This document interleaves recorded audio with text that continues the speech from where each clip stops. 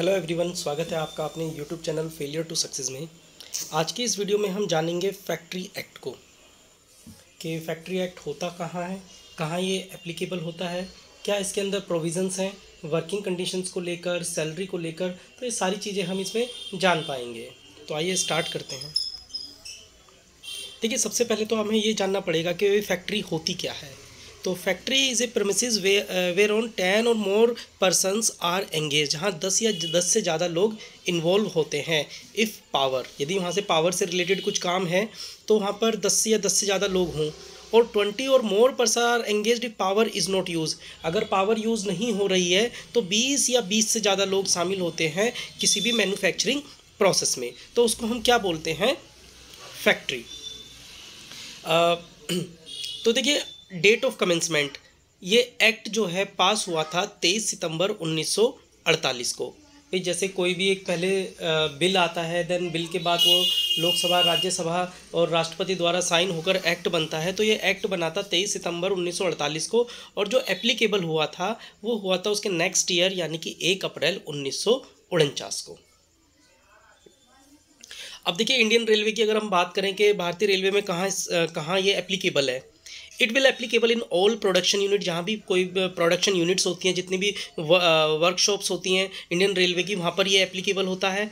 जबकि loco shed और carriage depot में ये एप्लीकेबल नहीं है। अब देखिए, ऑब्जेक्टिव क्या है इसका। ऑब्जेक्टिव इसका है to secure safety of the person, जो पर्सन काम कर रहे हैं सबसे पहले तो उनकी सेफ्टी होनी चाहिए। देन सेकंड वन उनके to secure health of the person from hazardous occupation and processes, यानी कि जो भी वहाँ पर हैजार्डियस प्रोसेस होते हैं, ऑक्यूपेशंस होते हैं, उनसे उनको सिक्योर करना है। Protection from the hazardous equipment, जो हैजार्डियस इक्विपमेंट होते हैं उनसे प्रोटेक्ट करना है। साउंड वर्किंग एनवायरनमेंट क्रिएट करना है, उनका वेलफेयर देखना है, और उनको एक ऐसा एनवायरनमेंट देना है जहाँ पर उनको प्रोटेक्शन मिले, यानी कि जान माल की कोई उनको हानि ना हो। अब देखिए, इंश्योर्स क्या करता है ये, annual leave with the wages, कि भाई अगर कोई पर्सन है उसकी जो वार्षिक जो उसको बीच में छुट्टियां मिलती हैं, और उनकी वेजेस को इंश्योर करता है ये।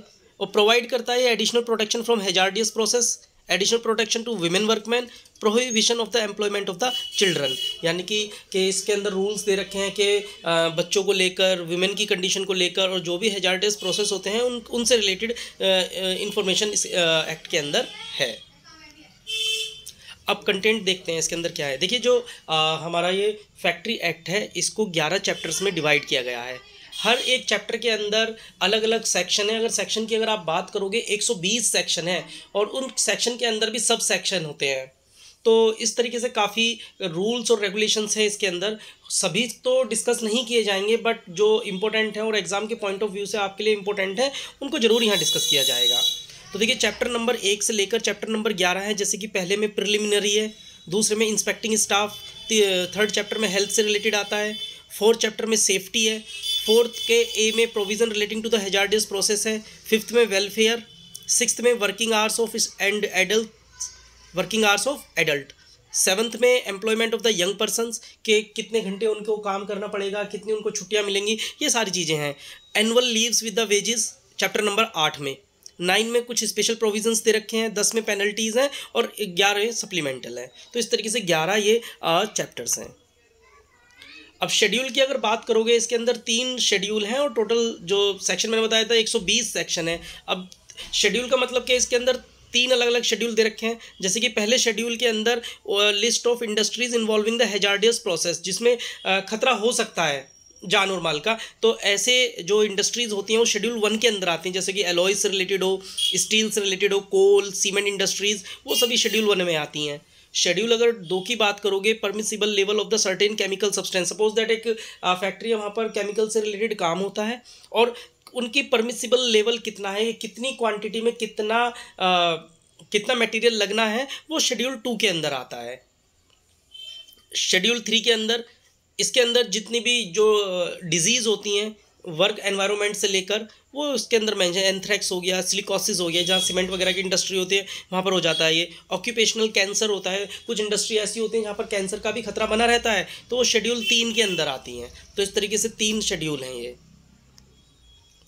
हु इज़ वर्कर, देखिए जब आप फैक्ट्री एक्ट पढ़ते हो तो उसमें कुछ डेफिनेशंस दे रखे हैं कि भाई वर्कर कौन होता है, ऑक्यूपायर कौन होता है, एडल्ट कौन होता है, एडोलेसेंस कौन होता है, तो उनके क्लियरली डेफिनेशन दे रखे हैं किसको हम डिफाइन कैसे कर रहे हैं। तो देखिए वर्कर की देखो, a person employed in any manufacturing process, एक ऐसा पर्सन जो एम्प्लॉयमेंट जिसको मिला है मैन्युफैक्चरिंग प्रोसेस में, और क्लीनिंग और any work incidental to manufacturing process.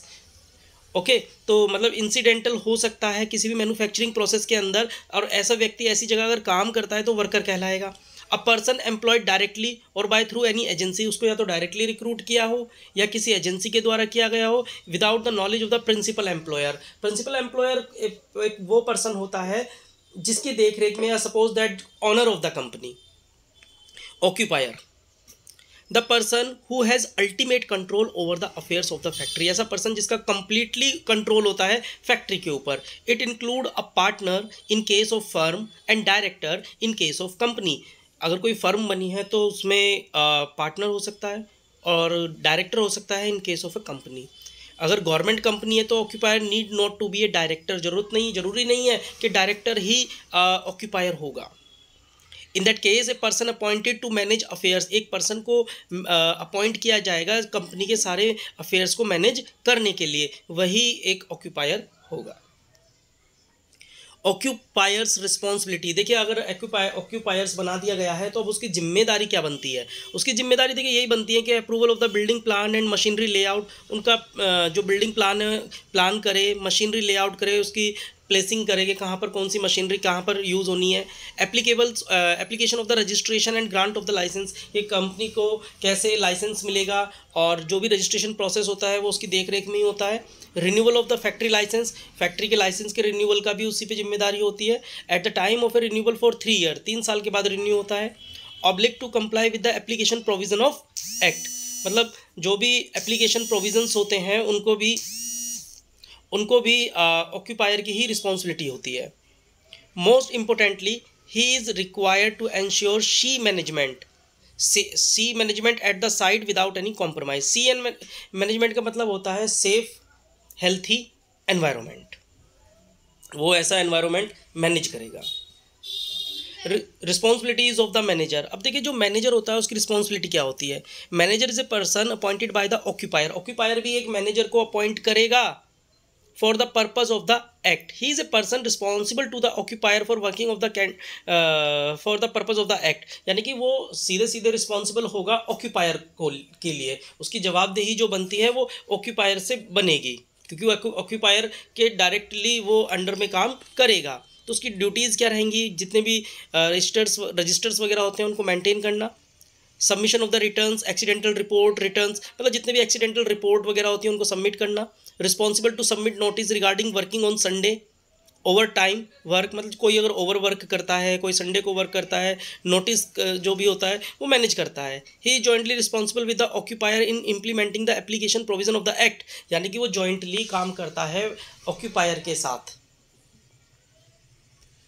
Next one, duties of the inspector, he is required to visit, एक इंस्पेक्टर होगा जिसकी रेगुलर बेसिस पर जो फैक्ट्री को विजिट करेगा, लॉ चेक करेगा कि उन लोगों को एप्लीकेबल किया जा रहा है या नहीं किया जा रहा है। He required send a status report to respect of the major accidental hazard unit, जो एक मेजर एक्सीडेंटल हैजार्ड यूनिट होगी उसकी रिपोर्ट सबमिट करेगा। He is required to investigate the accident, अगर कोई एक्सीडेंट हो जाता है तो उस एक्सीडेंट की इन्वेस्टिगेशन भी इंस्पेक्टर ही करेगा।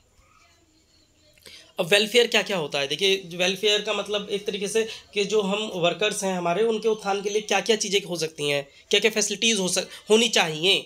वॉशिंग फैसिलिटीज़ होनी चाहिए वहाँ पर, facilities for sitting, first aid application, creche होना चाहिए। क्रेच मीन्स के जहाँ पर जैसे कि कोई वुमेन है, छोटा बच्चा है, देन वो अगर उसको लाना चाहे तो एक कह दीजिए छोटी नर्सरी टाइप कह दीजिए आप। कैंटीन होनी चाहिए, rest room, shelter, lunch room होना चाहिए। वेलफेयर ऑफिसर्स होने चाहिए जो कि सेक्शन 49 के अंदर आते हैं। फर्स्ट एड ट्रेंड पर्सनल होना चाहिए। एम्बुलेंस रूम होना चाहिए। Annual leave with the wages जो कि सेक्शन 78 के अंदर आता है। देखिए जो एनुअल लीव मिलेगी 1 डे फॉर एवरी 20 डेज, यानी 20 दिन के, अगर रेगुलर 20 दिन करते हैं तो उसके बाद जो एक छुट्टी होगी वो लीव नहीं मानी जाएगी, उसमें उसको सैलरी भी मिलेगी। एलिजिबिलिटी, इसकी एलिजिबिलिटी बस केवल ये होती है कि 240 दिन तक कैलेंडर ईयर में किसी एम्प्लॉय ने वर्क किया हो, या फिर 2/3 of the calendar year if his her service begin in the middle of the calendar year. अगर कैलेंडर ईयर के कोई मिडल में काम करता है तो एटलीस्ट 2/3 उसको वर्क करना पड़ेगा कैलेंडर ईयर का। Issue of the leave book issue होती हैं। मेंटेन रजिस्टर्स को मेंटेन करना होता है। Any discharge dismissal benefit shall be settled immediately, जैसे कोई भी डिस्चार्ज होता है, डिसमिसल होता है, और कोई भी जो बेनिफिट होता है उसका सेटलमेंट जो होता है वो इमीडिएटली करना होगा। जो कि अब ये क्वेश्चन इंपॉर्टेंट है कि भाई एनुअल लीव किस सेक्शन के अंदर आता है, सेक्शन 78। अदर कंडीशंस क्या होती हैं? अदर कंडीशन नहीं, OHC conditions, occupational health centre कह दीजिए आप। अप टू 50 वर्कर, अगर कहीं पर 50 वर्कर हैं तो facilitated person as per the scale prescribed shall be provided and maintained. A medical practitioner होना जरूरी है वहाँ पर on retainership basis. He will carry out pre employment and periodical medical examinations वगैरह करे जो भी वहाँ एम्प्लॉय हैं। Minimum 5 first aid trained personnel shall be present, और minimum 5 first aid trained personnel present होना ज़रूरी है जहाँ पर 50 तक के एम्प्लॉय हैं। जहाँ पर 50 से 200 तक के वर्कर हैं, अ सेपरेट रूम होगा 15 स्क्वायर मीटर का एरिया का, with all facilities as prescribed under rules. Part time एक डॉक्टर हो who visit the OHC twice in a week में 2 बार आए, and do service are readily available in case of emergencies, और तैयार रहे अगर इमरजेंसी में कोई सर्विस देनी पड़ जाए। 1 क्वालिफाइड ड्रेसर होगा कम कंपाउंडर, यानी कि जो ड्रेसिंग वगैरह करेगा, जैसे वाउंड हो जाता है, कोई चोट लग जाती है, एक कंपाउंडर वहाँ पर होगा। अगर 200 से ज़्यादा वर्कर होते हैं तो 1 full time doctor up to 500 worker and more for every 1000। He equipped OSC area of 15 square metre. 1 nurse dresser cum compounder sweeper cum ward boy. तो ये 200 से ज़्यादा जहाँ वर्कर होंगे वहाँ पर ये इनकी रिक्वायरमेंट होगी। फैक्ट्री एक्ट वुमेन वर्कर, देखिए वुमेन एक्ट, वुमेन के लिए क्या क्या और चीज़ें हैं, कंडीशंस जो दे रखी हैं उनके लिए। रिटन कंसेंट, यानी कि अगर कोई वुमेन वर्क करती है तो उसको एक रिटन में कंसेंट देना होगा कि वो अपनी इच्छा से यहाँ पर वर्क कर रही है, और जो भी एग्रीमेंट वगैरह है वो एक बार उस वर्कर को गो थ्रू कराना पड़ेगा। Free transport up to their residence, उसके रेजिडेंस तक उसको फ्री ट्रांसपोर्ट देना पड़ेगा। 9 hours of rest after completion of the work, fresh period of work in the following day. अगर सपोज दैट जैसे को 9 घंटे का एटलीस्ट रेस्ट चाहिए अगर एक दिन वो काम करती है तो। No overtime work, women कोई ओवर टाइम नहीं करेगी। Act bar employment of the women worker from 10 PM to 5 PM totally, यानी कि 10 नाइट की शिफ्ट में 10:30 बजे से 5 बजे तक वुमेन वर्क नहीं करेंगी। Act bars employment of women to clean lubricate any part of the equipment, मतलब उनको क्लीन करने का, लुब्रिकेट करने का कोई भी ऐसा अधिकार नहीं है कि मशीनों की क्लीनिंग वगैरह करे, ऐसा वुमेन नहीं करेगी।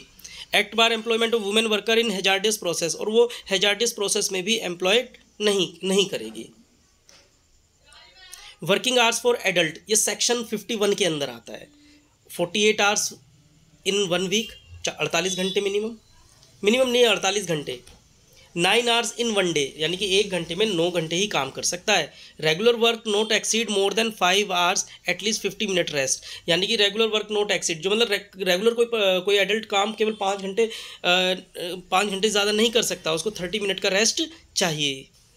Weekly holiday rest day, section 52 के अंदर आता है ये। There should be 1 holiday in a week, एक वीक में 1 हॉलीडे चाहिएगी, और कुछ स्पेशल सर्कमस्टांसेस ऐसी हो सकती हैं कि वो हॉलीडे को 3 दिन पहले या 3 दिन बाद भी ले सकता है। अब पेनल्टी सेक्शन 92 के अंतर्गत आता है। कोई मिनिमम फाइन तो फिक्स है नहीं, maximum fine fixed is 1 lakh rupees और 2 years इम्प्रिजमेंट, और बोथ, यानी कि सजा का भी प्रावधान है और पैसे का भी प्रावधान है अगर वायलेट होते हैं ये नियम। In case of fatal accident if the contravention are noticed from the chapter 4 ₹25,000 minimum, 25,000 रुपये की पेनल्टी है अगर कोई फैटल एक्सीडेंट होता है और वो चैप्टर 4 के अकॉर्डिंग उसमें जो गिवन है उसके अकॉर्डिंग वो अगर एक तरीके से उसके द्वारा गलती होती है तो। In case of serious accident 5,000। Any contravention under chapter 4A penal provisions are very stringent, जो मतलब पीनल प्रोविजन मतलब जो कानूनी कार्यवाही है वो बहुत ही ज़्यादा स्ट्रिंजेंट है, बहुत ही ज़्यादा कठोर है। तो आई होप ये वीडियो आपको समझ में आई होगी। वैसे तो काफ़ी बड़ी चीज़ें हैं ये, इनको अगर एक्सप्लेन करने में आ जाए तो 2 या 3 या 4 वीडियोस बन सकती हैं, बट इन केस अगर आपको डिटेल में भी चाहिएगी तो आप कमेंट कीजिएगा। और चैनल को अगर यहाँ तक आप आए हैं तो चैनल को लाइक और सब्सक्राइब ज़रूर कर लीजिएगा। तो thank you for watching this.